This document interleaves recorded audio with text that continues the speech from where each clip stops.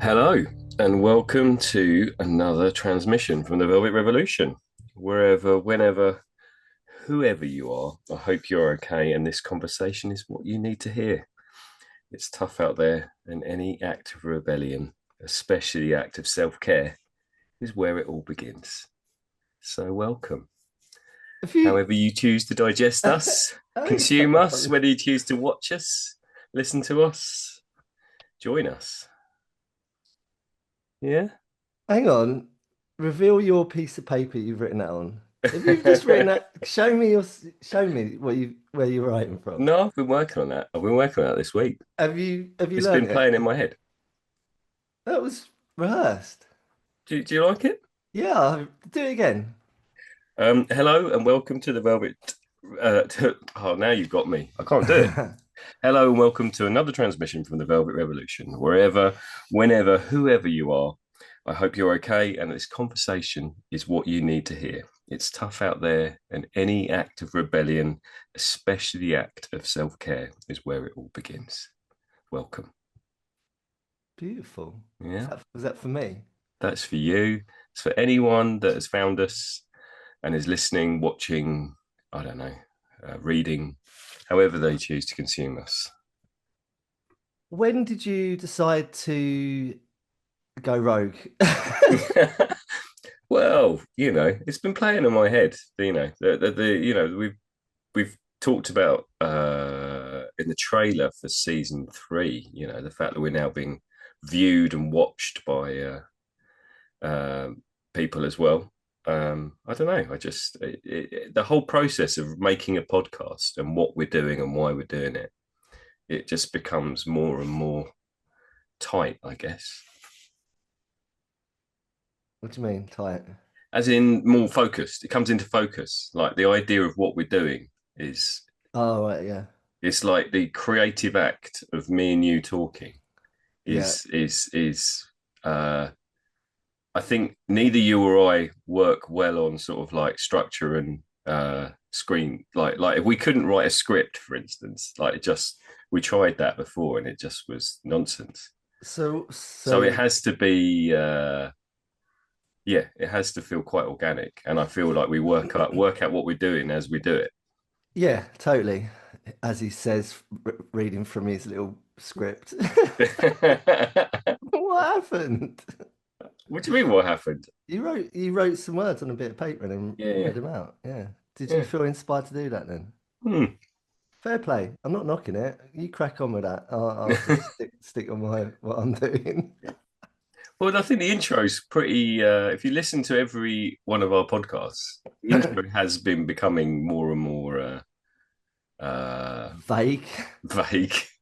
Has a certain ring to it each time. Yeah. Is that Yeah. good or bad? How are you seeing it? No, I see. I think it's becoming a pattern. It's Oh, right. becoming Yeah. like this is Yeah. welcoming people in Yeah. to what Yeah. we Yeah. do.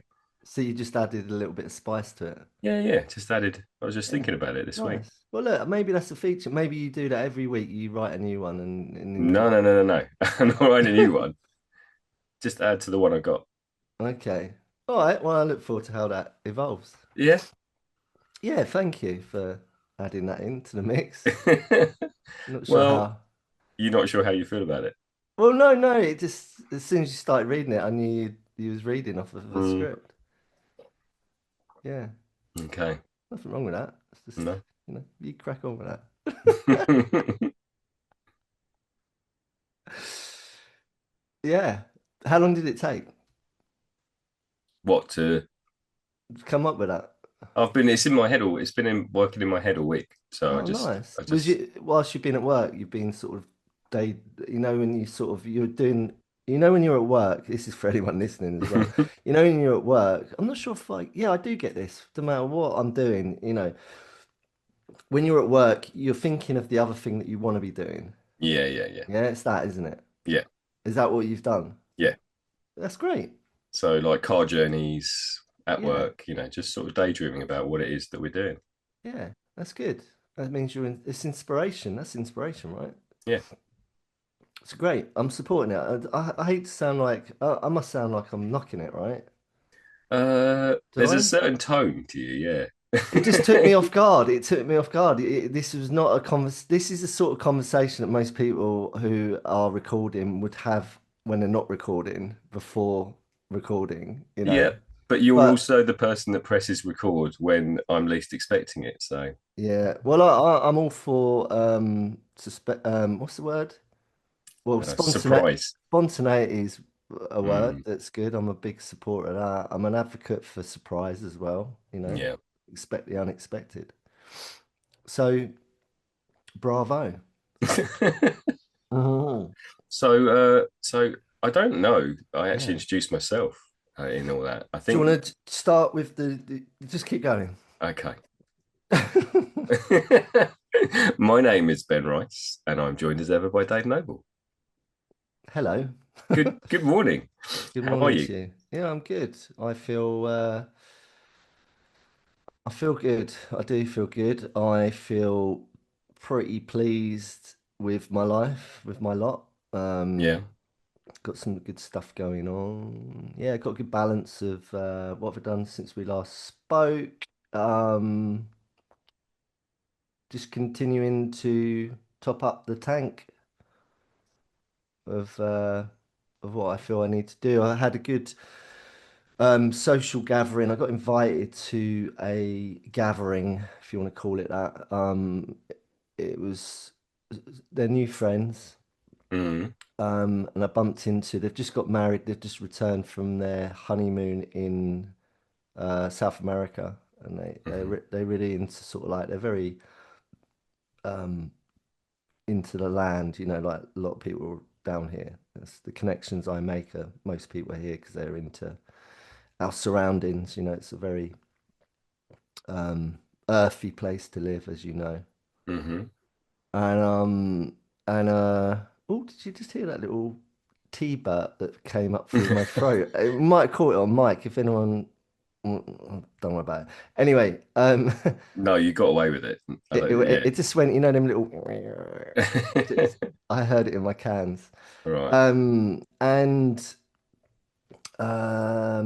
yeah, so that they invited me to I bumped into them in town. They invited me to their house. They've got a beautiful house. It's where I do a lot of my breath work Okay. sessions. And so they've got this big house and they host all sorts of activities and things that people come into the space to use. Like they've got yoga sessions in there and all sorts, you know, Pilates and stuff like that. So it's a community hub for the town, for the area, and it's great. I have some really good people come through it, and I've met some great people because I've been there. Hmm. So anyway, this was a nothing to do with the daytime activities. This was like, you know, Friday night, come to the house, we're having a gathering. We're having a, you know, we're having a um non-chemical enhanced evening of fun and social activity. That could be, you know, you can interpret that in so many ways. And no, my car keys did not have to go in the middle of a bowl in the middle. Is that the No, thing they do these days? I no don't know. comment. No comment. So although I did sort of anticipate whether that was going to happen, but so it was beautiful. I got there late, and I rocked into the garden because the garden it's like an open door policy. Even if you go to the house, the front door's always open. Hmm. Um, and so yeah, I went in through the side gate into the garden area, and they were just about to light a fire, Okay. and it was just really beautiful. And it was a full moon. I didn't realize it was a full moon, and it was just really beautiful. It was like a small gathering. There's about 8 people from all around the world that are all sort of there, whether we live here or they're passing through. And it's just really great, and there was a lot of storytelling. um, and just having a little, you know, when you're talking to someone next to you for like intensely and you're getting to know them and they're getting to know you, and then it's the next person you talk to, and you just spend the whole evening doing that, Mm. and you're fully present, and it's just really nourishing. You walk away thinking, this is what it's all about. This is how you make connections. This is what the human experience is meant to be. not, humans connecting. yeah, not like sculling as much of everything you can get your hands on and then removing yourself from that conscious relationship to yourself and the other, you know. Hmm. So that was, yeah, it was really nice. So that was nice. The only other thing I can think of is I got my mum's approval for my two-wheeled machine that's in my garage right now. I sit on every day and fire her up, and I'm like, "Rrrr." And I'm sort of taking her around my driveway. Did you say you got your mum's approval? Yeah, Okay. what's wrong with that? Did you need that Do you think that's odd?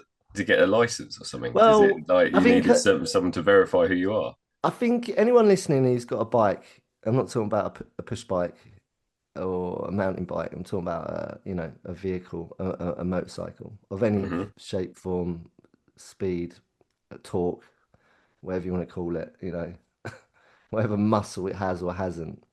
And mine's entry level because I'm learning. Okay. I think most people there is this sort of like, oh, you know, got to tell the parents. Now, most people have to have that conversation early on in life because they might start riding early, Hmm. and it might be met with, "Do what you fucking want." Okay. I don't care. Go and kill yourself. Make sure you got Hmm. a organ donor card or something, you know, whatever. Yeah. But I know that, I mean, it's just, I think it's, do you not think this? Well, it's not something you've had to face, but it's just like a lot of fear came up of like, oh no, you know, what's my mum? I haven't told my dad yet, but you know, oh, what's my mum gonna say? Hmm. And I hadn't thought of that, but yeah, I just thinking actually, my mum would be very disapproving. yeah, especially when her best mate, Barbara, bless her, who's not with us anymore, she got slung off the back of, she was a pillion passenger, you know, on the back of, I think it was a Mm. boyfriend when she was younger or something, or when they were at college or something. I can't remember. She was on the back of a bike and it got wrapped around a tree or a lamppost or something. She had to walk for all of her life that I knew her. She walked um, with a walking stick. Okay. So she smashed her leg up. Mm. So of course my mum was very like, you know, opinionated, quite rightly on, you know, she was Mm. very fearful. I do notice a lot of people project fear onto you. Yeah. And there's some people that get it and don't and go, oh wow, that's so cool. I'd love to do that. And that's great. Yeah, keep talking to me. I like you. But don't project. I keep having to say to people, don't project don't put that fear on me. That's your fear, not mine. All right. I haven't got that fear that you're trying to put on me. I don't want it. Do you know what I mean? That's your fear, not mine. And that's for everyone listening. This is what we need to do to people, whether they're projecting fear or projecting whatever. That's your stuff, not mine. Don't put that on me. That doesn't belong to me. That's your shit. Take it back. I have to say that to people. I have it constantly when I'm telling people, oh, I've got a bike. They're like, whoa. I had a delivery come to my house the other day, parcel. So I opened the door, courier, and had a little chat. And, you know, we know the delivery drivers around here because they're just really friendly and everyone has time to Mm. talk to people and they're not in a rush. Um, and I said, oh, have you noticed whenever you've put a parcel, have you seen the bike yet? And they were like, oh, be careful. And I was like, why'd you say that? And they're like, oh, you know, my dad had one and when I was young and da da da da, and he had a crash and da, da. I was like, yeah, but that's your dad's experience. That's your experience. That's not going to be my experience. I appreciate you your worry, but I haven't got that fear that you've got, and I see why you've got it. You know, I had to have that little chat with him Mm. because it's like to reaffirm to me not to take the fear on Yeah. and to give and make sure they take the fear back. Don't project that fear onto me. Stop it, please, you know, in a polite way. That's what I've learned to do, and I do that in many ways across the board in different scenarios for different things. It's really important we do that. Otherwise, we just take on everyone else's bullshit, and you wonder why you're walking around fearful and anxious.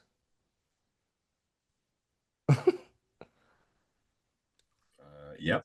Yep. Um, episode 65 F, fear. So yeah, anyway, and I'll end on this. Something really heartwarming I saw just the other day. I was driving down the lanes Hmm. in my four-wheeled vehicle, and I saw this guy in a wheelchair, and he was in high vis. He had a helmet on, and he was pulling a trailer. You know, like bikes would pull a trailer, or a car pulls a trailer. Hmm. He was in his wheelchair pulling a little trailer, Hmm. and he was on the road and he was 20 miles, approximately 20 miles from Land's End. Right. Like on the middle of nowhere, where I was coming back doing a cut through in these lanes. It's really nice cut through bit that I go on to get from point A to point B. Like there are a lot of those down here. Hmm. And I just saw him coming up the lane. I was like, oh, I wonder where he's off to. So I slowed down and pulled over so it was safe for us both to pass. And I wound my window down. And I was like, where you going? Where you been? And he goes, oh, I'm going to John O'Groats. Mm. I've just set out from Land's End. Right. It was 20 miles from Land's End. This is about 5 o'clock in the afternoon. Okay. So I don't know what time. I didn't ask him, what time did you leave Land's End? Mm. I think he might have said, this morning I left Land's End. So it's taken him quite a while, 20 miles to get to where he is. Yep. And I was like, whoa. I was like, I said, can I give you a fist bump? So I gave him a fist bump. I was like, that's amazing, man. That's really cool. Like, ride safe, be safe. He's like, yeah, no worries, man. Thanks. He's doing it for charity. Yeah, he had I can't remember which one it was. I should have grabbed that and shouted it out. But he was riding for something. Right. And Amazing. was it what he was doing the old hands on the wheels Yeah, thing yeah, yeah. from Land's End to John O'Groats? Yeah. No That's mad. assistance. He didn't have like no one there like cycling alongside him, nothing. He was on his own. I mean, I'm pretty sure on the back he had all his gear camping and stuff. Mm. I mean, what the fuck? And what the fuck are we all moaning about, Yeah. people? Yeah. That's pretty impressive. Go and do something charitable with your lives, man. Stop fucking bitching about whether your bread's stale.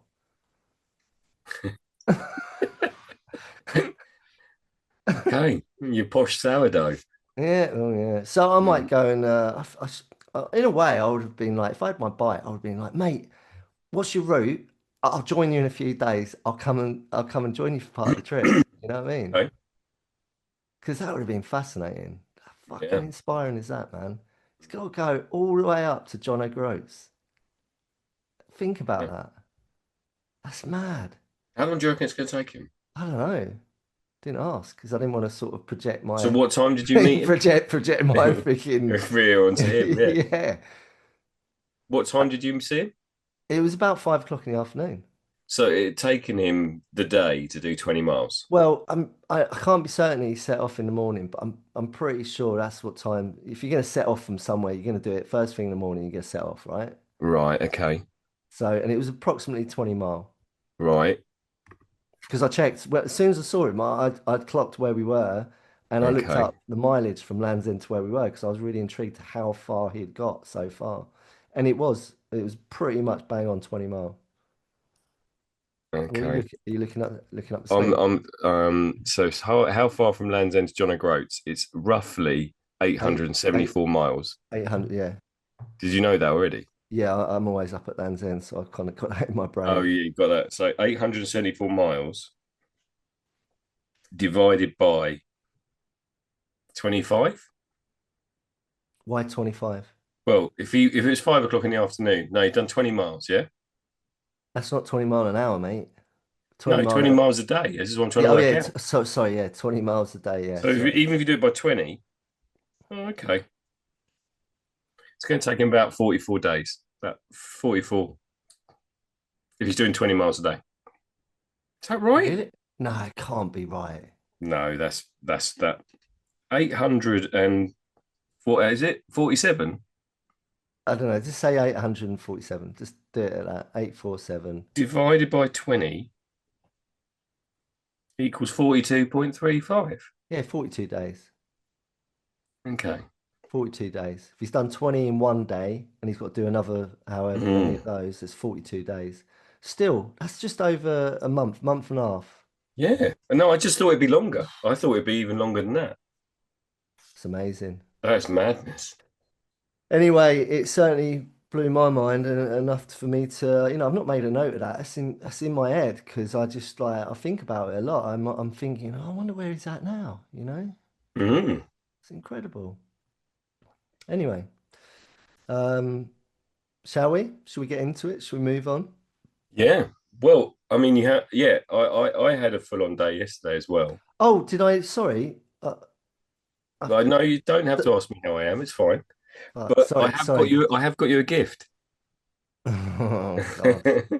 So I went to town yesterday and I went to a zine fair at in New Cross, and there was a guy called Dudley there, and he'd done this, which I thought was beautiful.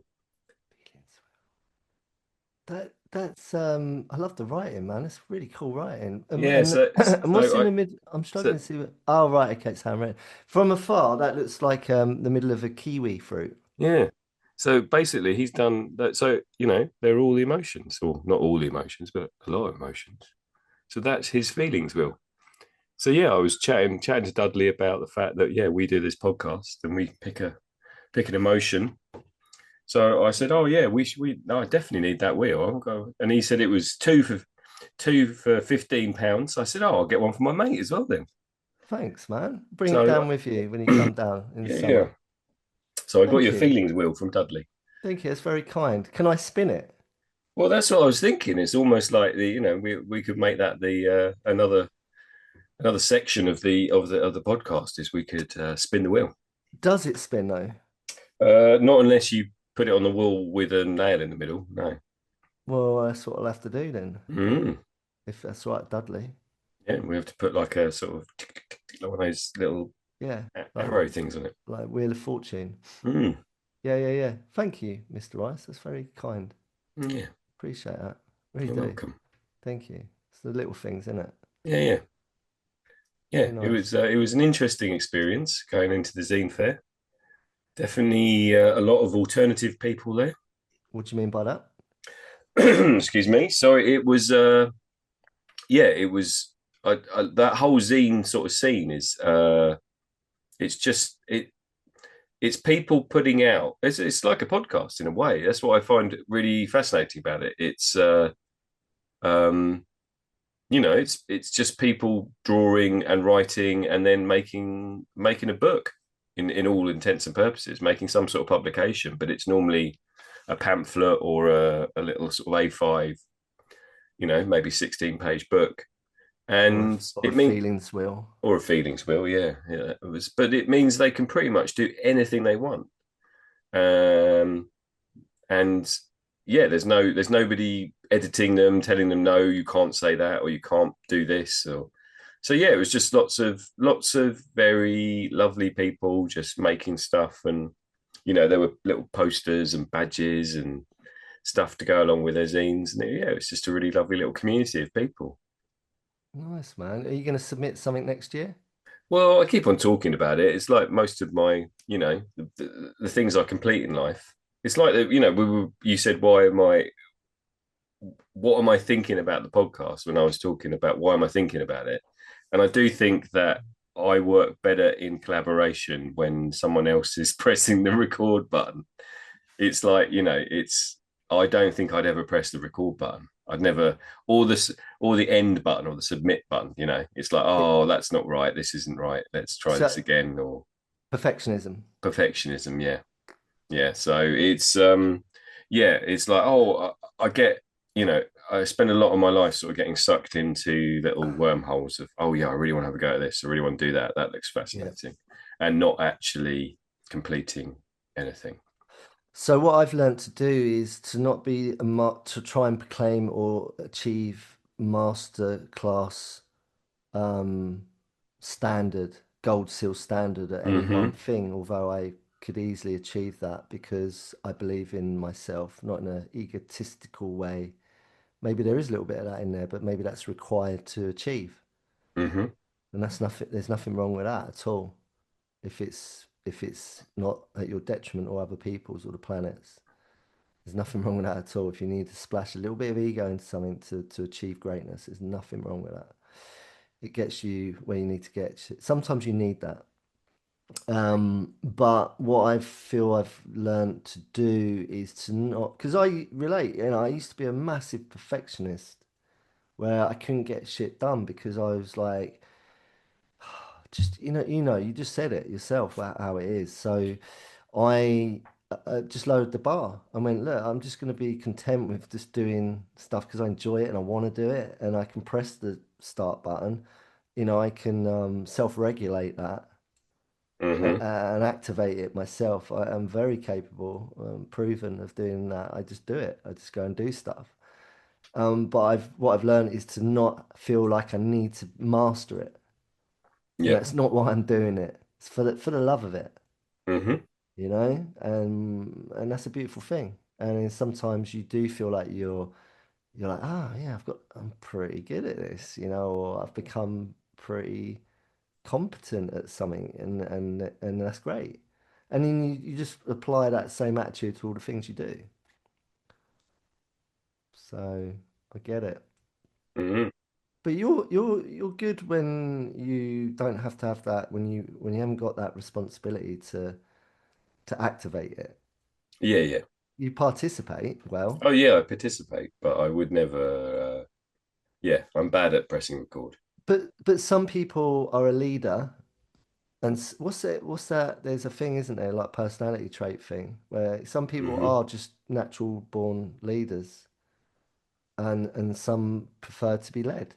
There's Hmm. nothing wrong with that. There's nothing wrong with that. Because the last thing you want is someone who thinks they can be a leader or wants to be a leader, but is fucking god awful at it, and you're being led by them. It's a Yeah, nightmare. That's what I mean. I can think of a few people right yeah. now who are doing that. Me too. Because what it is, it's the psychology behind that attitude, and it is a fucking attitude, is um, wounded child or insecure, feels insignificant, maybe Hmm. being belittled, maybe being bullied. Yeah, had a tough daddy or mummy. Yeah. And I did say maybe, I don't know. And they've got to prove themselves Hmm. to the world and to mummy and daddy and, to Colonel Father, Colonel Papa, What? and to themselves and to Yeah. everyone. So it's coming from the wrong place. It's coming from trauma. Hmm. It's chaotic. It's disruptive. It's unmanageable. It's unrational. It's unethical. I could keep going. Mm. Anyone come to mind? Yeah. I can name a Um, few. Anyway, that's the world over. We're governed by that shit. So, are we a leader or do we prefer to be led? And are we being led by the right people? If we're not, fucking get the fuck out. Don't be led by the wrong people, man.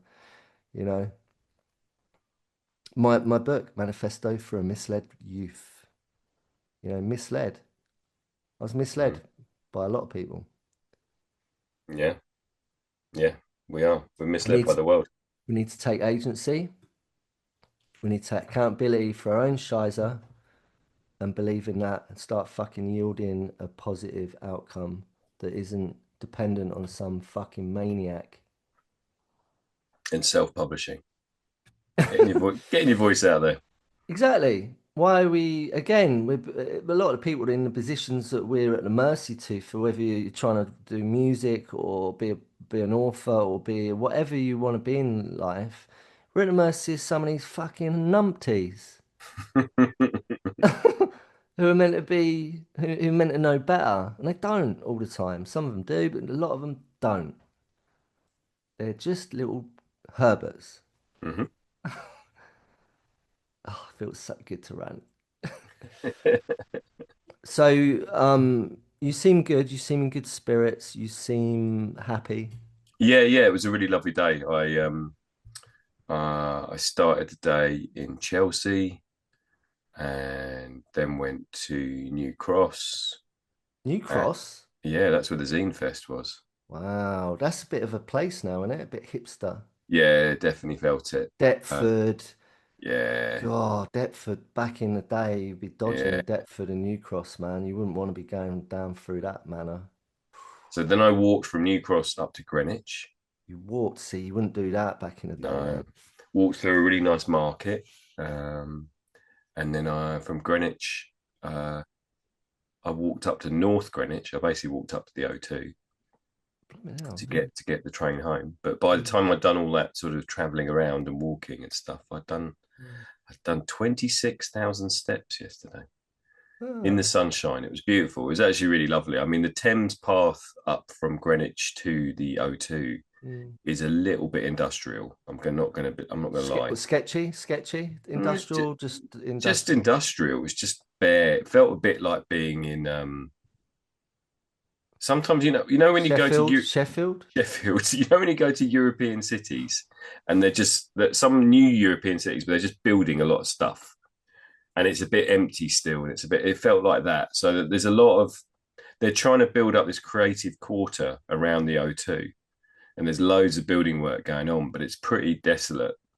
Um, There'd be a bunch of I always call them the Hoxton hobos, yeah, that's all the rich kids that look like they're little hobos, all dressed down yeah. because they want to not appear to be from money because they're meant to be like creative artists.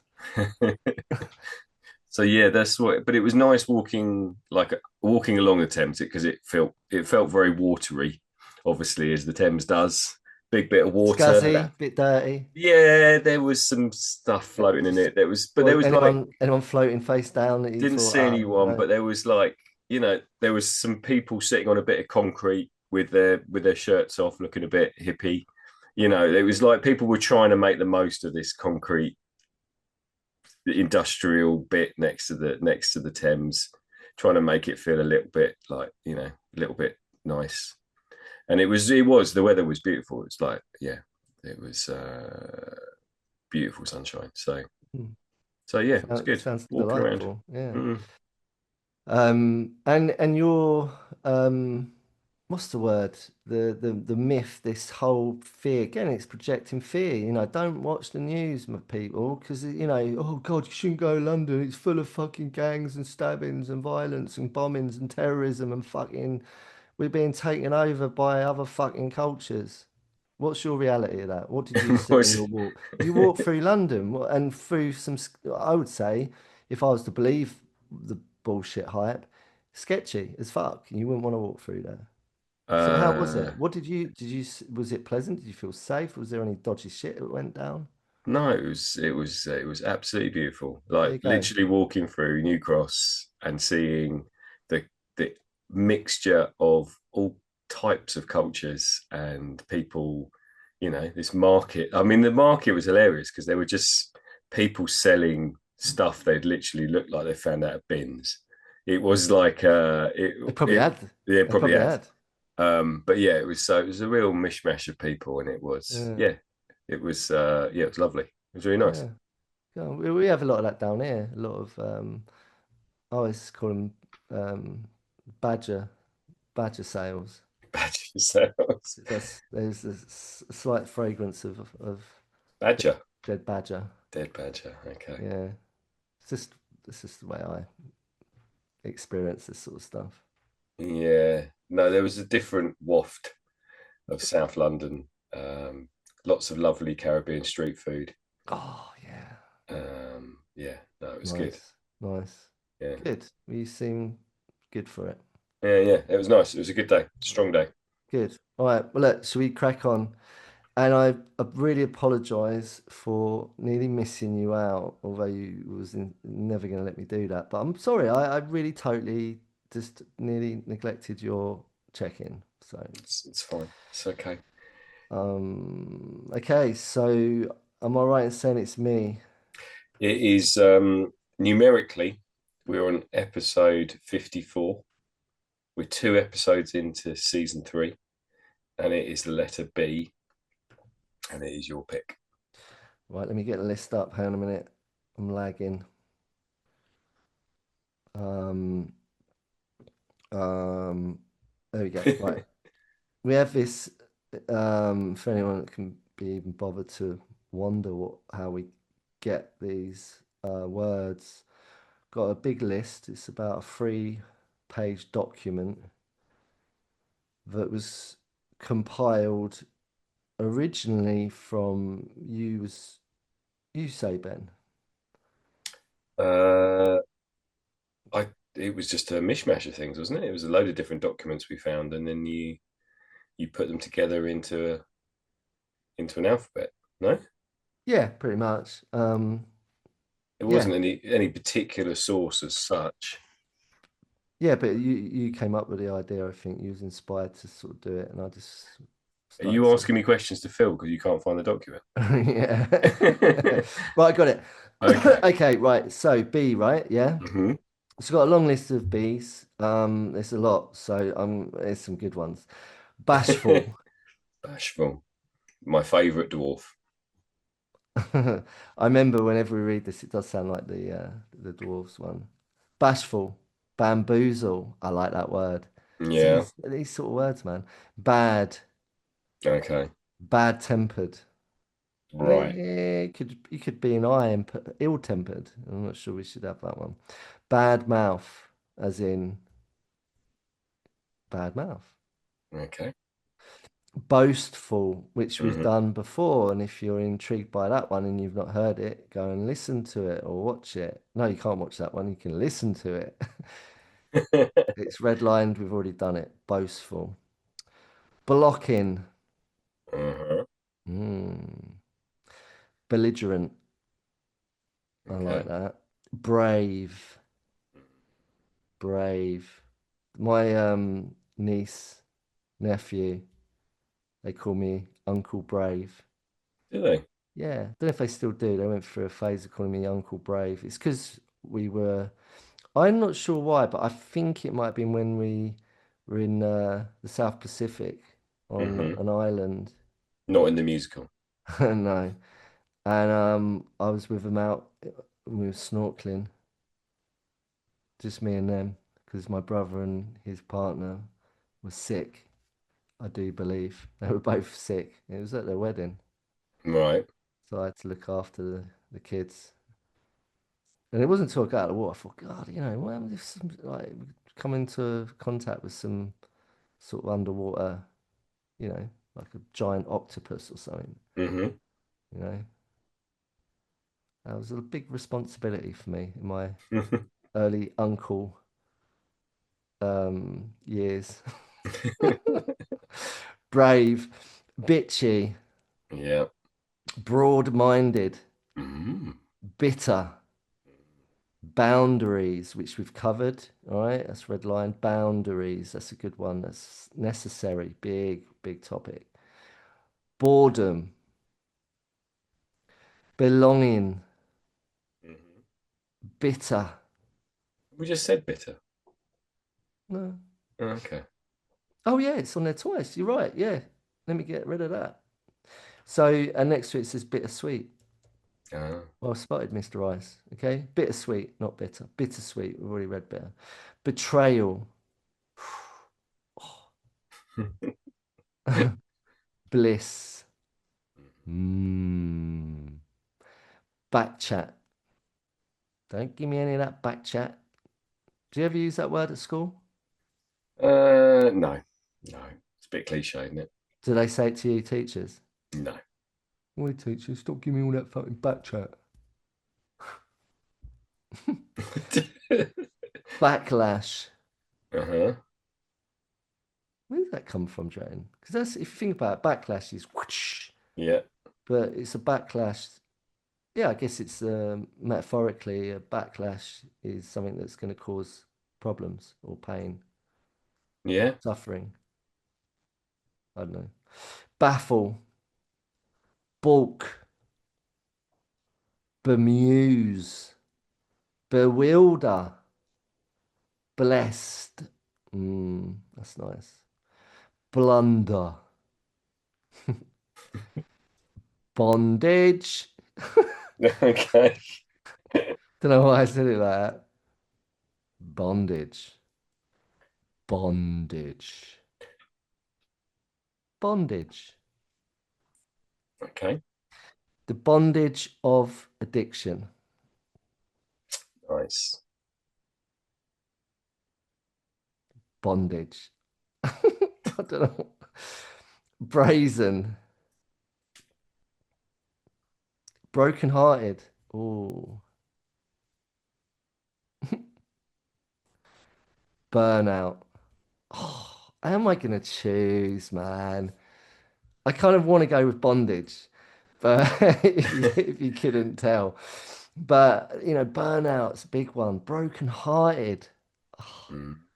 Blessed, you know? Bliss. Betrayal.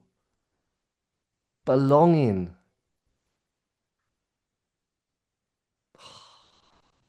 Brave. Brave. Where is your heart sitting today? Bondage. But that's just my little naughty little part of me that's just wants to play with the word because bondage. In all seriousness, bondage to self, bondage to your ego, Yeah. bondage to addiction, bondage to regimes, bondage um to immoral acts. Bondage can mean so many things, and the stigma attached to it is bondage. You just think of um certain maybe like a biker's outfit and some chains and a whip and maybe some candle wax on some exposed nipples that are cut out the leather jacket kind of you, thing. I mean, you've thought about that quite a lot. No, I can it's just see there's an it's like image. I'm working with the image that's in my head right now. That's okay. all I'm doing, right? I'm thinking of X-ray specs. What? There's bondage up yours, isn't there? There's that song, Bondage. Who did that? X-ray specs. Oh, sorry. So hang on. X-ray specs.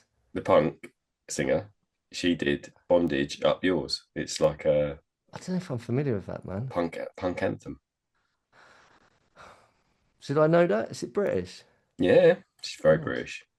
It's a really good documentary on her. Really good documentary. I She need. had quite a very troubled life. Okay, I need to watch it. Mm. I saw a woman down here just the other day, sitting on a bench on one of the main stretches. You've walked it with me, and in town, and she was sitting on the bench, and she was a punk. I can't say an ex-punk. She was still punk. Hmm. Still had like color in her hair. It wasn't mohawked. I'm no doubt she had a mohawk back in the day, maybe. But she still had that punk look. She was definitely wearing punk arms, She still had the DMs, still was wearing all the everything that would be punk. She was wearing a punk uniform.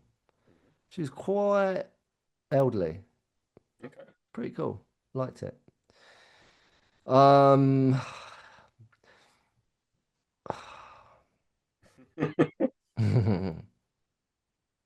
I don't know because there's so many good ones, but we can do them all, can't we? Yeah, yeah. So I'm going We to could, land on I am going to land on bondage, right? I'm going to land on bondage okay. because I'm just going to land on it, okay? Because we're talking about it and let's just keep talking about it. So, bondage. So, Ben, right? When I read that out, and to anyone listening, what's your what's your interpretation if someone said, um, just the word bondage, what there's stigma attached to it, or is that just me? Mm. Is that just me? No, there's definitely a stigma attached to it, and I think. Because I mean, I also think though there is something inherently punk about it. Like I do think it goes back to like I think about that certain sort of clothing that you're talking about, like that. Yeah, the sort of bondage outfits. But that also reminds me of that time of punk, and I know that punk was also used that as their uniform a lot. Like the whole sex shop with Malcolm McLaren and Vivian Westwood. That's what they were doing is they were making these sort of bondage outfits into high fashion. So there's something about bondage that reminds me of that sort of era and that time. And what comes up for me is Yeah. provocative. It's a statement. It's making it's you want to be seen. Mm-hmm. It's a big fuck you to it's a big fuck you to the system. Mm. It's anarchy. Mm. It's going against the stream. Mm-hmm. It's a lot of things. Yeah. What I mean, I've probably just said why, but why do you think, and without asking Vivian Westwood and Malcolm McLaren, but why do you feel they adopted that? I mean, for what I just said, probably because it was so. Yeah, I mean, I think I mean Malcolm McLaren always felt much more like a businessman to me. He always looked like He was apparently. it felt it yeah, he felt like it felt like he was trying to find things that he could sell Yeah, and he could make money out of. Whereas Vivian Westwood felt to me much more like the creative sort yeah. of like Style. She was yeah. a style. Yeah. Um so yeah, I think for me it was like it's a bit like a Damien Hirst in a way. How I sort of view Damien Hirst's art. It's like how controversial can I make my art, and how can I make my statement uh, to upset people in a way? How can I make something that gets people talking, that gets um, that it's more about statement than it is about like the skill, if you like. You know, Hmm. it's not like Damien Hirst paints beautiful landscapes. He cut animals in half and put them in formaldehyde and painted dots, and he had all these sort of. It felt. I don't want to sort of diminish it because I do think it had its place, but it felt much more gimmicky. It felt much more like, right, okay, so it it wasn't about his skill as an artist. It was about him, like, right, how can I make people stand up and listen and pay attention Yeah. to my art. And I think that sort of feels to me like like that's sort of like the aftermath, the sort of punk aesthetic of of of that era of Malcolm McLaren and Vivian Westwood, and what they did with all the music and the way they sort of took. I mean, the music had started in America, hadn't it? But it came over here and they sort of added a style element to it, and like how can we brand it in a way? We made it British. Yeah. Um, and it was anything goes. And we can do how provocative can we be? What can we do that's going to upset people and really make a noise that people are going to listen to? And the finest example of that was in the UK was with God Save the Queen. Yeah. How can what's the ultimate fuck you? What is the ultimate? And they went straight to the top, Mm.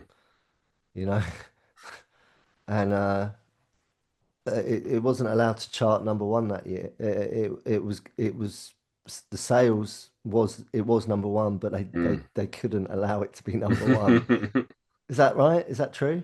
They definitely couldn't play it. I think it got to number one. I It just got to don't. number one, but they just couldn't play it. Yeah, they Yeah, yeah, couldn't celebrate it as being number one because yeah, of what it was representing, which was fuck everything to do with yeah.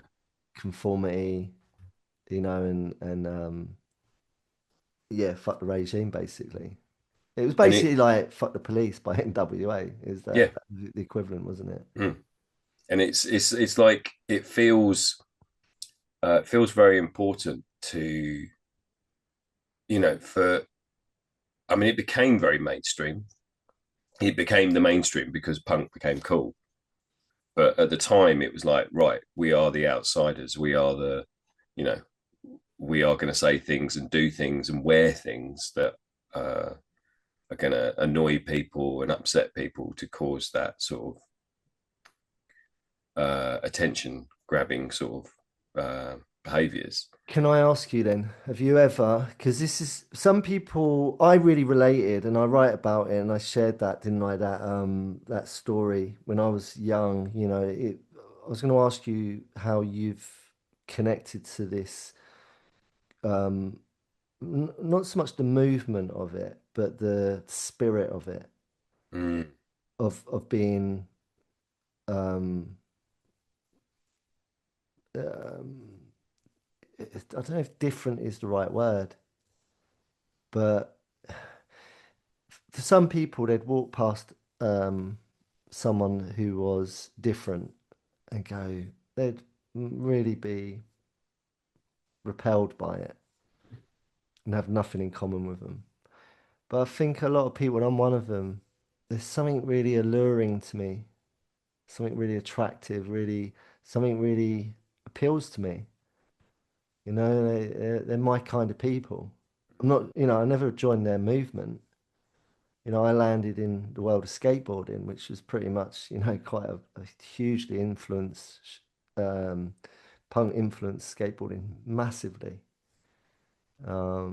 Now hip hop has huge influence on skateboarding, although there's still a lot of underground, dirty skate rap punk sort of still there. But yeah, it's evolved. But yeah, my question to you is, what makes a sort of person, who what sort of people feel the need to express themselves in that way? And did you ever um, gravitate to it or connect to it? Like, I shared that thing of like, I was really young and I saw that punk in the newsagent. I was standing there mm. with my mum and he walked in off the street and he stood next to us and he looked down at me and he was like, "Oh, he called me by my name because I had my name David written on my t-shirt, and he instead of saying David because that was what was on my t-shirt, he just looked down at me and went, he read my name David, and he looked at me and went, "All right, Dave," and I was just like, "Oh," and when you see kids, I'd see it on like you could be on a bus or anywhere in a shop or on the street or standing somewhere or on a train or freaking anywhere underground in London or wherever, or on a plane, on a flight or at the airport, and you see, or the shopping mall or market, whatever, and you see the little kid, the child, and they're sort of mesmerized by you, by what you're wearing or how you look. You see that, don't you? We all see Mm. that. And it's like, that was me at that moment. I was looking at that punk going, oh my God, this person is just like, it's just like some sort of mystical being, and I wanted it. I wanted to know more. So, how do you feel about all of that? I mean, it kind of goes back to what we were talking about when we were checking in, but it's that allure of there's something beautifully confident about the punk movement. It felt like the individuals were, I don't care. I don't care how I look.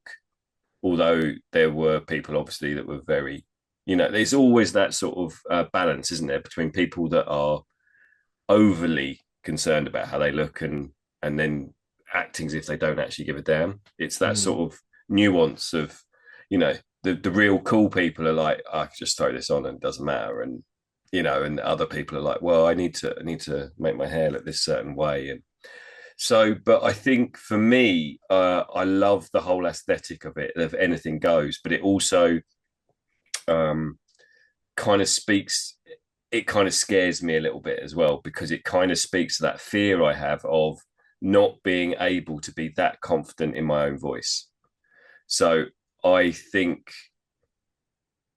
that you talk about the lone punk, sort of walking around, and it's like any sort of, I remember a friend of mine who was very, uh, he was like in the new romantic sort of period in the 80s, which I guess sort of fed on from that sort of fashion look of, he had long hair and he was doing lots of makeup and dressing quite femininely. and that was in the middle of Liverpool. He grew up in Liverpool, and it was just like he used to get so much grief, and like, people would actually be violent towards him Mm. because of how he looked. And I think with punk, there was a real aggression to it, though, which was like, actually, I look like this, and I don't care, and but no one's going to challenge you about it because they're actually You, also scared that you're going to flob at them or something. You're you gonna, wouldn't, yeah, you wouldn't fuck with them, man. yeah, and I really like that sort of like, yeah, I can do whatever I want, and I think it's very rare that there's a movement that gives you that energy and that ability to just be strong and uh, stand as an individual. And I think punk did that. And I think if you look at lots of other youth movements out there, like the New Romantics, not that I was ever really into that, but it, the outsiders are quite often seen as weak. They're quite often seen as different, and they don't have a strength to them. It's like, oh my god, you're a bit weird, or you're a bit different, and we don't really get you. So because you're, Outcast, you're an yeah, outcast. because you're not dressing like, I don't know, like us, because you're not normal, because you listen to different music, or you choose to do activities like skateboarding, or I don't know, or you draw, or you're into, there's things that, just that sort of make you that outsider, so it almost puts you at a weak point. Punk didn't, for me, never had that. It was like, there's, I guess there's other movements like that throughout. They're youth movements that put you in a position of strength. Mm. um I'm just trying to think of others, like the rockers and Yeah, yeah, yeah, yeah, uh the bike gangs. I guess the bike gangs have that as well. There's it's something very aggressive about it that means that you can stand and you can do whatever you want, but people aren't going to challenge you. People aren't going to be like, oh yeah, we can take you on. yeah, yeah, Whereas if yeah, you're a new romantic, it's like, yeah, easy, yeah. easy. And we was talking about this just the other episode about what's that pub near you that's really, really, it was on a xenophobia episode. What's that pub called? Oh, something like The the Great Brit, or the the Jolly Jolly Brit, the or Jolly Brit, right? But yeah, you call it the Jolly what? What's your Jolly pub? Racist. Right. And the sort of ruffians that Mm, that frequent that place. The uniform's different, yeah, but would you say that in a same sense they are, projecting uh, a certain air about them that is like a repellent, like fucking stay the fuck away from me, stay the fuck away from us, or do they want to be seen and they're trying to attract it? yeah. There's more of a repellent than an attraction, I think. Well, it is a repellent to me Yeah, anyway. That's yeah. how I see it. Okay, well, look, interesting. I just want to. I've got the big book of words. Mm-hmm. Um, so I bookmarked it, and bongo, not bon. Bongo. That'd Are be a we good one to okay? do, wouldn't it? A pair of small drums held Yeah, between the knees and played with the fingers. nice. Take that how you want, people. Um, oh, boob is on the same page. Right. Where's bondage gone? Hang on a minute, I did have it a minute ago. So easy distracted. Bonk. I had a really good mate. I still have a good mate. He's not gone anywhere, but I just, I've moved away and I don't see him. But my old friend Bonky, Yeah. God, we had some mad times. His real name was Terry. Hello, Terry, Terry. Terry Bonky. No, no, it was an adopted name. His mother actually called him it. Right, okay. He used to bump into the furniture when he was a kid, like when like, oh, he's bonked himself again, and it just stuck. And I remember the first time I rang him at his house before mobile phones. I had to, do the finger dial on the Mm-hmm. old telephone, and he'd give me his number, or someone had given me his number, and I rung up and I politely, his mum answered, I politely said, "Oh, hi, is Terry there, please?" And she was like, "Yo, yeah, hang on a minute, who is it?" I was like, "It's Dave." She was like, "Oh, hang on a minute, Dave." And she went, bonky. I was like, oh, okay, it's bonky then. Um, okay, bondage. Where's it gone? Where are you, bondage? Bondage, bondage, bondage, bondage, bondage. There you are. Right. Okay, the state of being a slave. Mm. So we need to get into this, right? Because we've just all we've done is focus, or maybe all I've done is focus on the sort of the punk part of it all. I think that was you. I think you led that one. Well, yeah, I mean, I think you talked about what immediately makes you think of, and it makes you think of like the sex, doesn't it? It makes you think of that, Okay, the link to that. so look, bondage in the big book of words, right? First example, the state of being a slave, right? Hmm. So bondage. So I get that totally. You know, it's shackles, it's chains, Hmm. it's being enslaved, right? You're at bondage, and that's what I remember. I was saying, wasn't I? It's like bondage to self, bondage to your ego, bondage to a regime, bondage to addiction, bondage to, immoral activities, etc., etc., etc. And then second example, sexual practice that involves the typing. Oh no, not typing. Sexual practice that involves the tying up of one partner. Why has it got one partner tying Because up? you're a slave. That's why it's bonded, isn't it? You're a slave to the. Why You can't you have have a two? Why not two or three or four? well. What you what have you're a master and a slave, isn't it? It's the whole idea is that you have a dom and a sub. Okay, you seem to know a lot about that, Mr. Ice. Well, I don't. Come on, elaborate.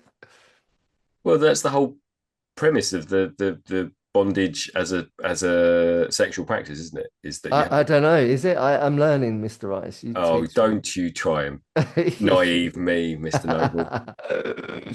So the whole idea of a dominatrix is that someone is dominating and someone is subordinate. Okay, so let's take this out of context because we're in the bedroom right now, or the basement, or we might be in the loft conversion, or we might be in the caravan down the end of the garden, or we might be round someone's. We could be anywhere doing that, right? Right. In theory, Okay. yeah. Mm. But let's take it out of context, Yeah. right? We're not in a one-to-one combat situation, if you want to call it Okay. that. We're in. Oh no, hang on. No, that's wrong. We're not in a one-to-one exploration of, you know, whatever you're trying to explore with that world, right? Yeah, Right. let's take it Okay. out. Let's take it out of that world, right? Yeah. Yeah. Yeah. Um, let's take it into a broader sense of there's one person that holds power and one person that's not got the power, Mm-hmm. right? I think we can all relate to that, Yeah. right? Can we not? Yeah. I'm going to presume we can all relate to that. Yeah. I mean, does it feel like that at the moment? Yes. Like, I don't really appreciate having to go and fill up my petrol in my car and pay the prices that I'm having to pay at the moment. I don't really appreciate getting my bill through for my household fuel that I'm using for my electric, etc., and having to pay completely astronomically over the odds what I'm using and what it should be, in value, right? Mm-hmm. And I can keep going. It's like it's the same for buying apples at the moment. It's the same for everything in the world at the moment. We're getting fucked. We're in bondage. Yeah. We're in bondage to I'm capital. getting I'm getting wax poured, hot wax poured on all my fucking Sensitive bits. them bits. Mm. Yeah, I feel exposed. Then I'm naked. I feel naked, and they're pouring scalding hot melted wax all over my bits. That's how it feels. And some. I can go Mm. into it more, but I won't. No, please don't. That's how it feels. Don't know about you lot at home, but I feel like I'm getting violated. I'm in now. Now, am I a victim? Is this the person enslaved the victim? Of course they are, right? But I watched. Is it the bridge over the River Kwai or something? Or is it Escape to Victory with Sylvester Stallone? Where are you going with this? Or was it what's the other one? The classic one with Steve McQueen where he jumps over the fence. The Great Escape. Great Escape. And there's this classic line in it, and I don't know it, I can't quote it, but it's something along the lines of, well, it might be in McVicker. What? John McVicker, he was a British hardened bank robber, criminal from Okay. the 60s, 70s. I think he was going for quite a while. He was Was he alone. mixed? Was he hanging out with the Craze? Is he that kind of I think era? no, I think he was a bit of a lone ranger. He was connected. He knew, have you not seen the film? It's got Roger Daltrey plays McVicker. No. Great film. Yeah. Classic film, man. Yeah. Okay. Got a soundtrack as well. It's got a good soundtrack. Kind of like Quadrophenia kind of vibe, but Right. Okay. about John McVicker. That's how I see it anyway. And there's some line anyway where it's like, you know, you can take my freedom, but you can't take my spirit. It's that. Yeah. Yeah. I know the line. And I think that line's pretty much in every one of those films that I've just said. Um. But that's so my point is right, are we in bondage to something, right? Whether it's Gareth next door who's your dominer. Is it dominer? You know, with that for you, What? it's from Braveheart What? with Mel Gibson. I've never seen Braveheart. They may take our lives, but they'll never take our freedom. Yeah, that's Braveheart, but it's in other films. But Okay. I think it's said better in not no disrespect to the Scots because they're awesome. They rock. I love the Scots. Or an Australian man pretending to be Scottish. Yeah. Yeah, or an Australian man that actually is American now, isn't he, or something? But then he's yeah. I don't Anyway, know. but um, yeah. So whether you're in bondage to whatever you're in bondage to, are you in bondage, people? Are you? Are you actually tied up right now in shackles, metaphorically speaking? You Yes. know, and what is that? Now, for me, I was in bondage to, I was in the bondage of mental health, mental illness, sorry. Not Hmm. mental health is mental health, but mental illness is, the deprecation of your mental health. And I was in that, and addiction was part of that. I was in the bondage of addiction for many years. Um, and it was a prison. I was enslaved. I was enslaved in my mind. I was enslaved by my thinking. Yeah. I was enslaved by an attitude. I was enslaved with fear. I was enslaved with insecurity. I was shackled to um, actions and behaviors which I really didn't like and didn't want, but I couldn't not get out. I couldn't get out of the shackles. I was at the mercy of the dominatrix. Is it the dominant? How do you say it? Is it the domino or the dominatrix or what do you call it? The dominating force. Yeah. Yeah. Yeah. Okay. So I definitely know what it's like to be in bondage Yeah. in that way. Yeah. Psychological bondage. Yeah. Yeah. Yeah. And mental, psychological, emotional bondage. Yeah. Yeah. Spiritual bondage. Right. And that's just with my internal world. And my internal world obviously mirrors outwardly because of the way I act and think and behave. And of course, I create because I'm in that bondage to self. You know, myself. I didn't have self-realization and self empowerment. I was powerless. Didn't have any power. That is someone that's enslaved in bondage. You've got no Hmm. power. The power dynamic is you don't have any. So I know it well. And then you got the bondage of society, maybe. You've got the bondage of other people over you. Because no one had bondage over me, really. It was me. I was the one that took myself hostage. You know, I was holding myself in that. I had a role in that. Now I know that in hindsight that I could have got myself out of that bondage. But at the time when I was in it, I thought, this is my lot. I'm here forever. Now, when you watch these inspirational films when they're in a prisoner of war camp, etc., etc., etc., they don't settle for being in there for the rest of their lives. Some people will be in that situation and go, this is my lot. I'm stuck. I'm going to be here forever. And they give up and they lose all hope. And you need hope. You do. You need hope. We need hope. Hope will get us out of bondage because without hope, you've got fuck all. You're just going to be a victim of it and then you're going to remain in it and you're going to identify as this is what my life is. This is my situation. I have no hope. I can't get out.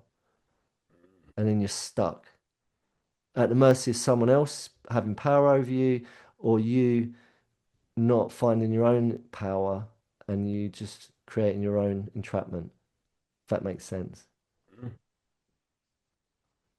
You know, and we're in this bondage of society. You know, it goes far outside of that. First thing is to get out of bondage yourself, to have self-awareness, to self-empowerment, to relinquish the shackles of bondage to, you know, addictive patterns and behaviors and attitudes and all of that stuff, and all your problem behaviors, you know, all your problematic um, things that you create. You know, that's the first step. And then you've got more of a chance if you can break the chains of that shit. You're more likely then to go out into the world and go, well, what the fuck am I enslaved to all these other things that I'm in bondage to? Why am I settling for all this shit? And then you start to break the walls down of everything. You start to realize that the shackles, you know, it is an illusion. It is. Normally it's psychological because, like they say in these inspirational films, you can take my freedom. I can't actually get out of this prison that I'm in right now. Like literally, I'm in a prisoner of war camp. There's freaking lunatic guards that will shoot me if I try and jump a fence. There's barbed wire. I'm gonna have to dig a tunnel or pole vault it. But I'm gonna do it, and I'm gonna make a plan, and I'm gonna take action. And I'm going to have hope. My hope is my plan of action. My hope is my freedom. My hope is a lot of things. And I'm going to hold on to that. And I'm going to dig my fucking way out of this shit. Mm. If it kills me, I'm going to do it. I'm going to have determination and I'm going to have that hope. And that's my focus that's going to get me out of here. And if you have that, great things happen. That's why they made that film. Braveheart. Tango and Cash. No, no. Is it Tango Cash where they're both cops and they're in prison and they have to escape to save I, them? don't- I, So with you, Kurt Russell and Sylvester I Stallone. haven't seen that either. There's some film with Kurt Russell and Sylvester Stallone when they're in prison, they have to get out. I don't know if it is Tango and Cash. Oh dear.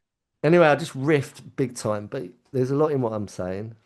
Yeah, I think the question for me that comes out of that is, what ideas am I enslaved to? What ideas are stopping me from growing? It's uh, it's really about that sort of growth mindset of um, there's times where I can feel very, very stuck. Like I don't have a choice. I can't do anything about my situation. I can't make a difference. I can't change what I am. Like we were talking earlier about, my sort of creative practice. I know I can draw. I know I can make stuff. And I know that when I do make stuff, people go, that's really good. But I never finish things. I've got so many half finished projects around my flat. I've got so many things that I want to start and I never do, or I have sort of half started, or I've bought all the stuff to do it and then it never happens. And we can get entrapped by our own sort of sense of self and our own sort of sense of where we fit in the world. And I really admire people that finish things and put them out there and just go, well, this is it. It's good enough. It's what I wanted to do, and I'm showing people it. And So, sorry, keep going. well, I also, and I'm also very conscious that I think for me, I've got to be careful that it's not about validation. It's not about, I know that I drew as a kid was the thing I was good at. That's what I, that's what people told me I was good at school. Well, Ben, he can draw. Ben, he can make things. He can, at primary school, I was the one, the kid that got to draw the backdrop for the plays. It was like, me and another kid that used to get pulled out of class to go and paint that because, oh, they can draw.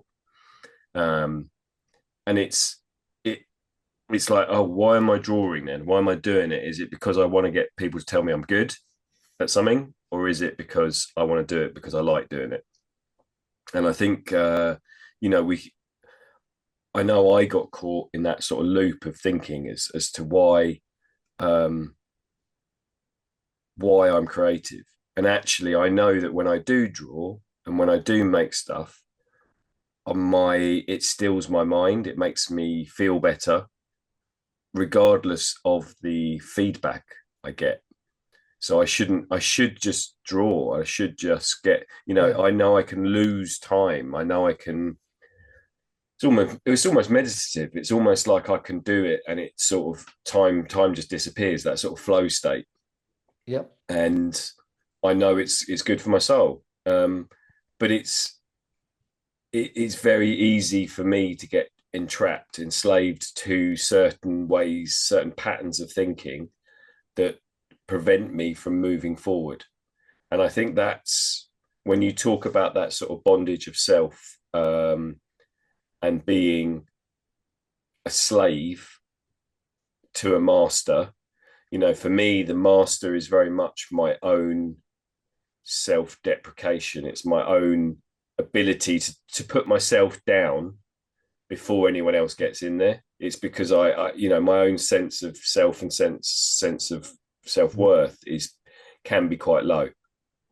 Yeah. So I was going to jump in and I obviously pulled myself back out. You finished, and what I was going to say was, um, and you've just answered it. What is it that's stopping you from finishing things? What is it that's stopping you from doing things? Not even just finishing, but actually maybe starting some stuff. Mm-hmm. And anyone listening, maybe you relate to what I'm about to say, which is for me, the way I see it, and this is just my version of things, is that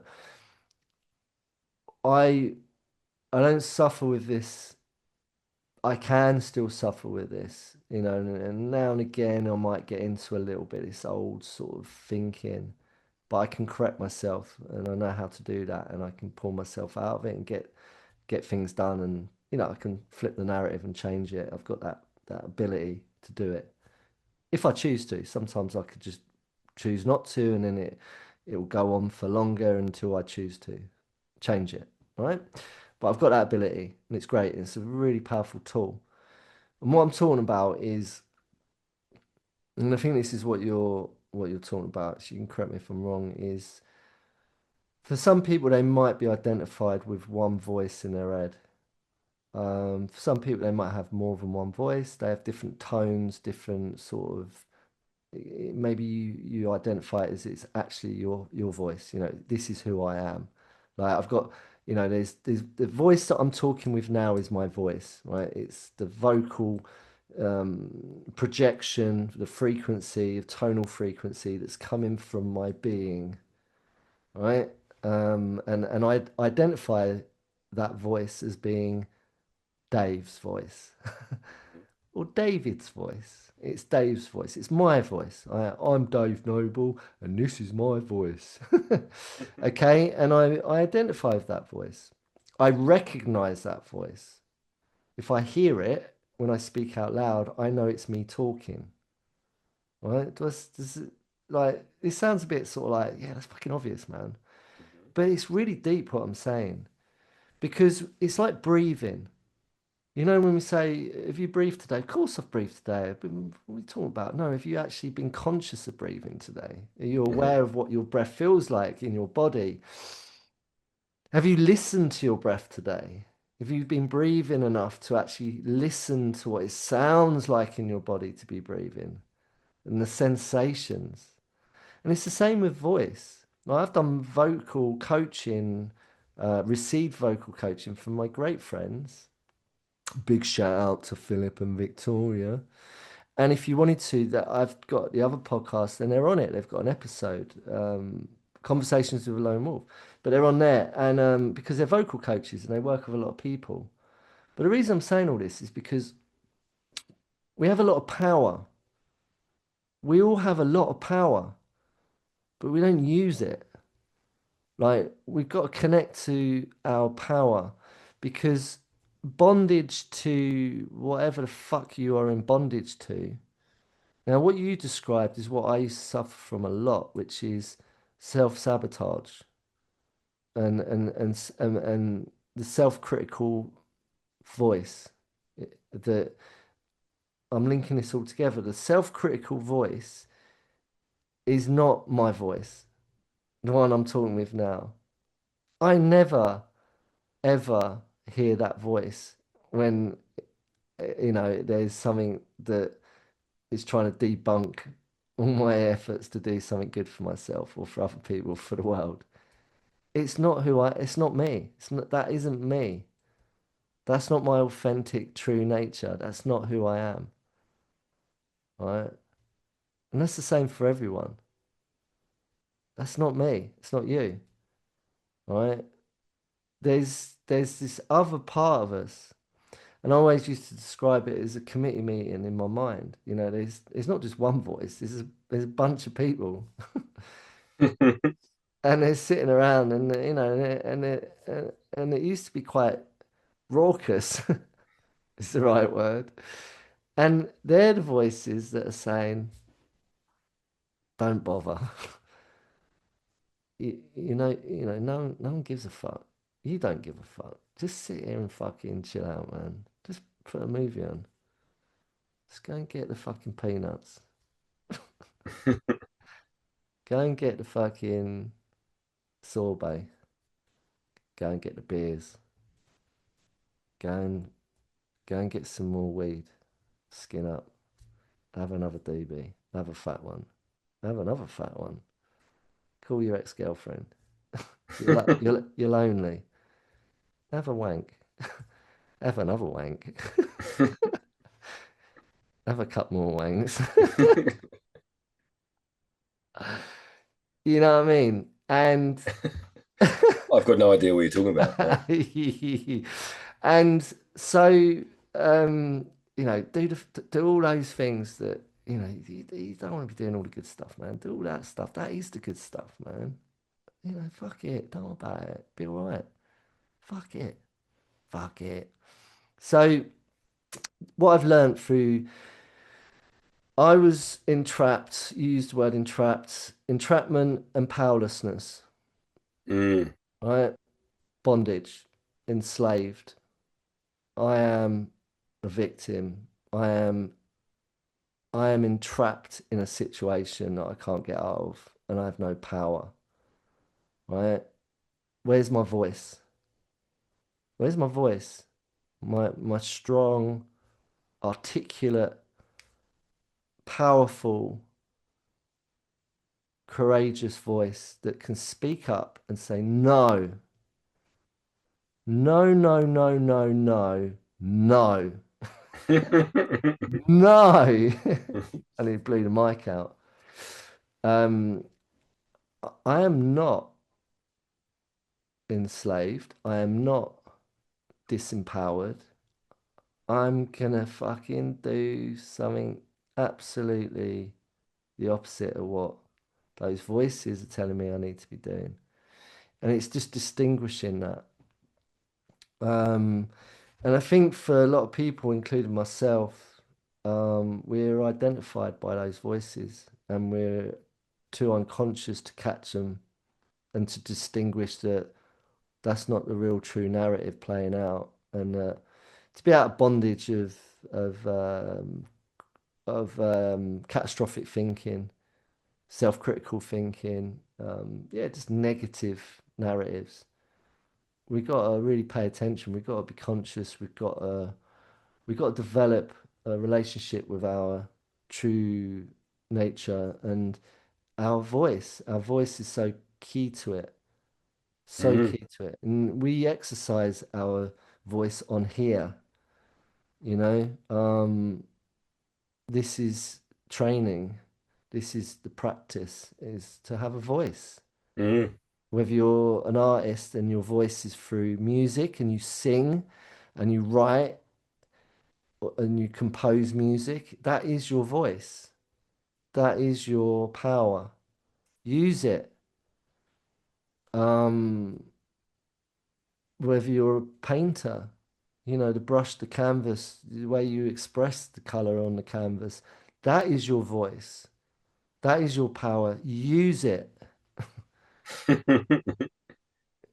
You know, there's so many different variants of that. Yeah, I mean, what that reminds me of is I think it's a Japanese artist. Uh, it's a quote I love in that the sentiment of it is that he's a teacher of art. I don't know whether he was a lecturer or whatever, but he's teaching. His job is to teach people to make stuff. And his daughter is relatively young, and she says, "Daddy, what do you do?" And he says, I teach people to draw." And her response is, "What, you mean they forget?" Mm. And I think what you're saying there, in terms of having, we talk about having a voice, we talk about having power, and that's not just the ability to speak up. You know, as you were alluding to, then the idea that a voice can be um, played through an instrument, or it can be written with a pencil or a pen, or it can be drawn for a paintbrush or a pencil. It can be the hands making something out of clay. It can, there's so many different ways we can communicate to have a voice, but it's kind of beaten out of us. Yeah, And it is very much like, well, my painting doesn't look like so and so's painting, so that's it, I'm not going to do it anymore. My yeah, son was dreadful at this. I mean, yeah, he just he could draw brilliantly as a little yeah, kid. yeah, yeah, I remember him doing these drawings, and I was just like, these are incredible. I couldn't draw like that at his age. yeah, yeah, But because we would sit down and draw together, and he'd see stuff that I'd drawn. yeah. Hmm. uh, you know, how old would I have? I would have been in my early 30s. Casper was 4 or 5. And because he couldn't draw like me, a 30-year-old bloke, he would be like, I'm not doing it. Yeah, yeah, And he was very much like that. It's like, well, I'm not as good as you. And I'm like, but you're 4. So, just keep going. You're better than I was at 4. But he'd be like, no, not doing it anymore. And it's like we conform our voice, our inner dialogue to ourselves is, well, I can't do it as good as that person. I'm exactly. not having as good a life as this person. Yeah, I'm looking at social media, and my life isn't as good as them. I'm not in the sunshine on the beach. I'm not, I haven't got 2.4 children. I haven't got the Labradoodle. I haven't got, whatever. So I'm going to stop. I'm going to give up. And we subtract and we minimize ourselves, and we take away stuff because we don't want to take up too much space. We don't want to put ourselves out there and get compared to other people. And I'm going to go back to that zine fest I went to yesterday, because there were loads of people there, and I don't know, there must have been about 20, 30 different stalls, just people with tables of stuff that they had drawn and made. One guy I was talking to, he was really sweet. I mean, I didn't buy any of his zines because they were all about gaming, and they were all about, I don't know, some sort of role playing stuff. But the artwork, there was a couple of pieces of artwork I really liked on the covers, which is why I'd stopped and was talking to him. And then I opened it up, and it was all about, um, yeah, different characters you could play in this game. And I was just like, oh, okay, that doesn't interest me at all. But I did say to him, I think this cover's beautiful. I think done a really lovely drawing here. And for him, that's his world, and that's his Mm. voice, and that's what he lives through. And it's like, great, he's had the confidence or the ability to put all this stuff together, and there were tons. I mean, he had written a lot, and it's like, great for you, but don't let anyone detract from that. Don't let anyone say, oh my God, you're just a nerd, you're into this sort of computer game, or you're into this role playing, or whatever it was. There was a room full of people there that were stopping and paying attention to what he'd done and having a Yeah. look. And, there's always something positive there. And it's like, I'm always very, if you've actually got to the point where you've released a song, or you've finished a painting, or you've written a book, you've made a film, then brilliant, well done to you. Like, yeah, it's, yes, I can say whether I like it or don't like it, or there's bits, but the first thing I'm going to admire is you've got off your backside and you've made that happen, and you've finished it, and you've completed it, and you've done something that is your voice. you know I might not totally associate with it. I might not be my cup of tea, but you've done that, and for that alone there should be some sort of reward, in terms of, you should feel like, your power levels go up a little bit. Mm. You should feel good in that. Oh yeah, well, I've done this, I put it out in the world.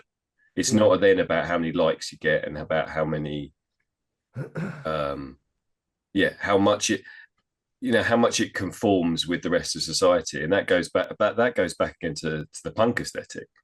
The real punk aesthetic is that none of them could really play their instruments, and Yeah. it was just like, we're going to make a noise whether someone likes it or not. Yeah. For the love of it. Yeah, For the love of it. Everything you're talking about is it's an attitude. It's a spirit for which we do it. yeah, It's like, if you mentioned social media and online, it's questionable. There's a huge percentage, a huge chunk of the noise that's on the internet. It's questionable for the spirit for which, I mean, you can tell. If you've mm, got a filter, you'll be able to tell which is done, what's genuine and what's not. yeah. A lot of it's robots now anyway. So there is no soul in it, but a lot of stuff's being made with AI technology now, and it's just I feel like it needs to go full circle because we need to go DIY again, like punk, and we need to have that imperfection. It's too polished, it's too fucking everything's too accessible and too easy to do now because you Yeah. just get robots to do it.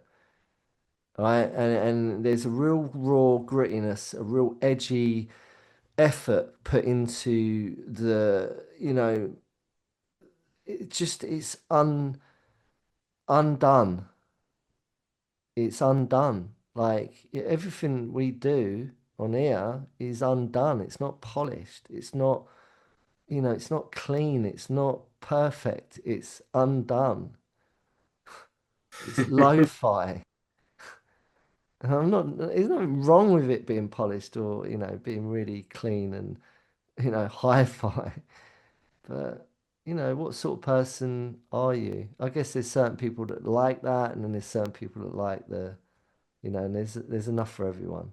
And it's like, but just a thought came up with what you was sharing a minute ago about the essence of it all, about just its expression, just doing it, just do it, It's the American footwear brand Nike or Nike, just do it. Mm. It's a really kind of fitting mantra. that they've got there. It's a really good one, actually. Just do it. Um, Big ups, Nike.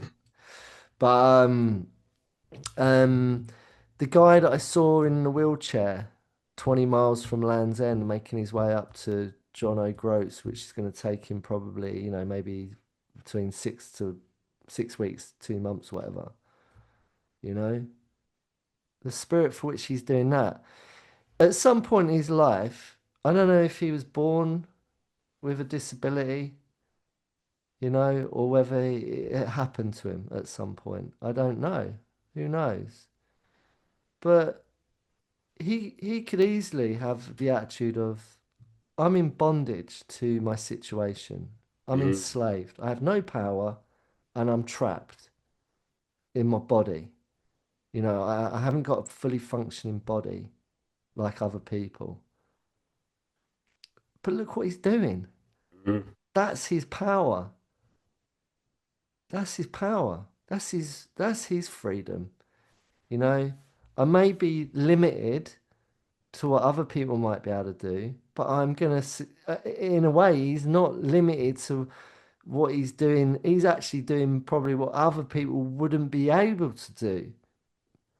I couldn't sit in his chair and on those wheels and get my ass from Land's End to John O'Groats. I'm not sure I'd be able to do it. Mm-hmm. I mean, I've got a steely determination and I'll have a go. But I mean, that requires some fucking a really strong character. So big ups to you, dude. Mm-hmm. That's his power. That's his voice. That is his voice. I Just, think I think you've got to find him. I think you've got to go and track him down because he I don't shouldn't. know. He won't be out of Cornwall yet. You reckon? I don't know. Yeah, I mean, maybe. I don't know. He's got to be doing all the B roads, man. He can't be getting Yeah. on. He can't be getting on A roads. That's why I saw him on a little Well, wiggly yeah, little we lane. need to find him. We need to track him. We need to. Yeah, yeah, maybe. Yeah. I mean, I might have to go and have a little mission. Mm, But and then it's like the punk movement. You touched on it. That is their voice. That was their voice. That is their voice. That was their power. They felt, I think, from that movement that they didn't have any power. That them sort of people in those sort of people. But you know what I mean? Hanging around King's Road in Chelsea at that time, where they all seemed to, that was their headquarters, wasn't it? mm, The early trappings of the punk movement in the UK in London was there on King's Road, from what I understand. And that was their voice for the people, the outcasts, the misfits, mm, people that didn't conform to mainstream conformity or society. They didn't fit into the groove. They weren't the nine to fivers. They weren't the run of the mill, you know, um, they just weren't. They were the round pegs in the square holes, man. yeah. And that was their voice. And that's the same for everyone. If you look at the youth of today, any dads, parents, mums out there listening to this, look at your kids. How are they? What's their voice right now? Why are they wearing the things they're wearing? Why are they doing the things they're doing? Is it their voice? Is that the way they can express themselves? And maybe they're doing some weird shit that you don't understand, but maybe that's the only way that they can articulate some sort of sense of power that they want, that they need, that they absolutely should have. And I'm not talking about Yeah. a toxic power that is out there in the world.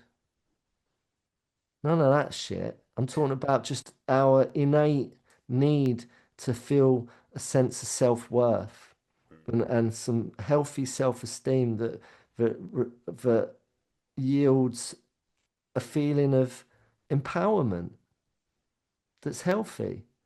Mm, How are we doing that, people? How are we getting that? How does that look to us? Hopefully, what's what's being said in this episode is a big takeaway for us to go and reflect on, see if we're doing the things that we need to do to feel a sense of power, or do we feel powerless and entrapped in our situations? Well, you can change it. I think it's at this moment in time. I think there is a feeling of disconnect generally, but I really worry about the generation that are uh, becoming adults. I think there is a real sense feeling of powerlessness. There is a really big feeling of what's the point? There's nothing we can do. There's nothing we can do to change. And what that's doing is creating this, creating all these sort of very, very strong standpoints. I think these very sort of um, strong points of view about who we are and what we are. Um, and I think it, what that does is create, this. There's a need for power. There's a need for feeling like they've got a voice. So to do that, they are finding more extreme ways to find that voice. And Mm. maybe that is why punk happened, why the mods and the Yeah, rockers happened, why yeah. the rave scene happened. Maybe that's what we're waiting for is the next, like, right, okay, Yeah, what is the riot? What it's is the coming. It's revolution? coming. It's Yeah. coming. It's going to happen. Mm, We're on the cusp of it. It will happen. mm, If you look at back at chronologically, there's always a movement that comes mm, along, and there isn't one at the moment. And the closest yeah. you got to it is you've got a bunch of ninjas running around the streets of London and a lot of other cities. You know the ones, mm, all dressed in black, hmm. fucking got the ninja uniform. Yeah. Some of them probably are carrying the old Yeah. Yeah. swords. Well, that's just it. The movements at the moment are very toxic. Yeah, They aren't. but I don't want to project the fear onto people that because they're in the shadows like ninjas. Mm, You know, they are. It's symbolic that I'm using the word ninjas, but they look like ninjas and they're in the shadows like ninjas, mm, right? So um, they're so caught up in their own little ninja wars that you got to be pretty unlucky to get caught up in any of their kerfuffles that they get into and their little scuffles that they all have amongst each other, their little territorial ninja wars. But you know, I think there will become something come along that will knock it all out of the park. You know, in the 90s, early 90s, it was the rave scene, and that was beautiful. I'm glad I was part of that. That was great. Because it was more peaceful. yeah. It was more of a velvet revolution. It was a peaceful protest. And that's what we need. So we've got our little Velvet Revolution podcast. Join us at the Velvet Revolution pod.com is the email address. It is. Um, but yeah, for now, I don't know, man. I feel like I know what it's like not to have a voice. I know what it's like to have a voice. This is why I'm exercising my voice in many ways in my life. Do it sonically. I was singing the other night Mm, with other people. nice. Um, it was beautiful. Around a campfire. Sounds all very, you know, but it was beautiful. It's lovely. We need to be doing that. Yeah. We need to be doing that. Yeah. I don't know, man. No judgment. Don't judge yourself. You started then, didn't you? Oh, it Well, sounds a bit, and you stopped yourself. So absolutely yeah, no judgment. It's that's just it. It's like, why shouldn't people be singing together? Why people shouldn't be dancing together? Why aren't we doing these things together and stop worrying about judgment and stop worrying about whether it's gonna look okay on Instagram or whether it's gonna, you know. I've got the luxury of not having to dance with that little fucker. You know what I mean? It's great. I just do everything because I want to do it, and I do it without any motive other than I'm doing it for the love of it, Mm, without having to seek validation from outside of that yeah. space that I'm doing because it's very sacred to me. Mm, It's a very personal, visceral experience. It's lovely, and I feel like we all need to be celebrating that stuff without having to, you know, share it, post, share it is the the sharing is the essence of sharing it with someone who's actually there when you're doing it. Hmm. That's for me what it's all about. Yeah. But there we go. Being mindful of timekeeping, Yeah. because we do have a very loose sense of that on here. Normally we don't really look at the clock. But do you feel like we've got enough of it? Yeah, I feel we did. I feel we do. We did. We have discussed slavery and slavery to self and Yeah. bondage to Uh, a point where, yeah, I didn't think we could. So yeah. yeah, good. We'll take it out of context a little bit. And Mm, without getting into the full whole, history of slavery, I don't know enough about it. Maybe that's my bad that I don't. I know enough to know that it was cruel, and it always has been, it always will be. And I think it is always going to be part of the nature of life. Is there's always going to be this yin yang sense of someone's got more power than the person that doesn't have power. mm, But what we have to realize and understand and practice, we really do, is to understand that we do have power. We have our own share of that, and we've got to cultivate it, and we've got to um, build build on it and grow it, and yeah, cultivate it and harvest it. yeah. All right. So hopefully there's some takeaways from what we've been talking about. Maybe you've already got your own share of sense of power and you're not in bondage to it, anything, or not too much anyway. Maybe you're in bondage to online shopping, or something, I don't know. Some bad habits that maybe you want to look at, but you get the gist, you get the sense of what we're talking about. Maybe there's something in it that can help you reflect, might have provoked some thought, and that's what it's all about, right? Yeah, yeah. So, Mr. Rice, on that note, Till the next one. shall we end it? Yeah. So, Okay, and just going to quickly do this. If anyone feels that they've got something from what we've been sharing and you liked it, hit the button. become enslaved to the No, to the don't transmissions. don't do that. Don't feel you're enslaved to it. Just it's a lifestyle dedication. It's a dedication to the cause. Yeah. Yeah, share it with people if you feel they need to hear it. Right on. Okay, till next time, Mr. Rice. Till next time, Mr. Noble, you take care.